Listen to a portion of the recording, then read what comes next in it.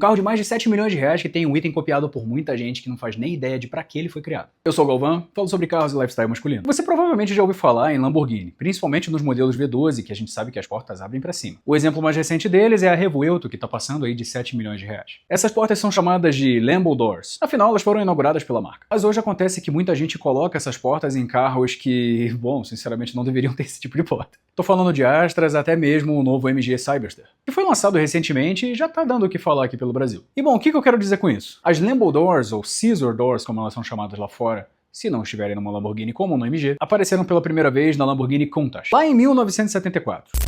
Na verdade, a primeira aparição dessas portas foi no Alfa Romeo Carabo de 1968, um carro conceito desenhado também por Marcello Gandini e que enfrentava os mesmos problemas de visibilidade e dificuldade para manobrar o carro, por ser também muito baixo e muito largo. Esse carro serviu muito de inspiração para a Countach, e a Countach acabou sendo o primeiro carro de produção com esse tipo de porta. Esse carro foi desenhado com supervisão de Ferruccio Lamborghini, que foi o fundador da marca, mas o design foi feito por Marcello Gandini, que estava ali atendendo aos desejos de Ferruccio em relação ao design do carro. Ferruccio tinha sido claro em relação a como ele queria que o carro fosse, principalmente que ele fosse baixo e largo, para que fosse diferenciado como toda a Lamborghini basicamente era, principalmente desde que a Lamborghini inaugurou o supercarro com a Lamborghini Miura. Só que do jeito que ele queria que o carro fosse, algumas dificuldades foram encontradas, principalmente no que a gente fala em relação às ruas da Itália, além de vagas, e também por conta do assoalho das portas do carro, que por ser tão baixo tinham que ser bem altos, por uma questão de rigidez. E não só altos, eles também eram largos, o que dificultava a entrada e saída do carro. A solução encontrada foi portas que abrissem para cima. Assim você teria uma dificuldade menor para abrir e fechar a porta, principalmente nas ruas estreitas da Itália, mas também facilitaria a entrada e saída do carro por conta do assoalho alto e largo, já que você poderia meio que passar por cima do assoalho, meio que na diagonal. Então, basicamente, essas portas não foram pensadas originalmente para estilo. Isso acabou sendo uma feliz coincidência. Talvez não tanto assim, eles certamente pensaram que ficaria estiloso também. Pois é, essas portas acabam sendo tidas como um item de exibicionismo, de coisa de quem quer aparecer, só que, originalmente, nesses carros elas foram feitas por uma questão de praticidade, e depois elas viraram um item de legado que tá aí até hoje nos modelos recentes, como a Revuelto, a Aventador e antes delas a Murciélago. Agora, se você coloca uma porta dessa num Astra ou num Civic,